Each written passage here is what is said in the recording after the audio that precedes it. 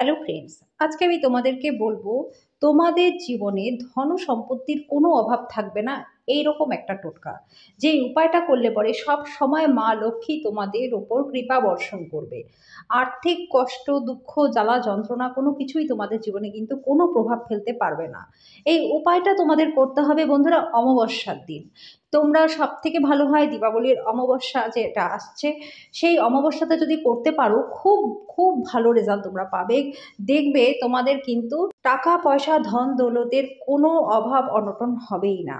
তো সেই দিন তোমরা কি করবে, অমাবস্যা যদি দীপাবলির অমাবস্যাতে তোমরা করতে না পারো, তাহলে তোমরা কি করবে, প্রত্যেক মাসের যে অমাবস্যা আসে সেই অমাবস্যা তিথিতেও কিন্তু তোমরা এই কাজটা করতে পারো। কি করবে, অমাবস্যার দিন তোমরা একটা অশোক গাছের মূল তুলে নিয়ে আসবে।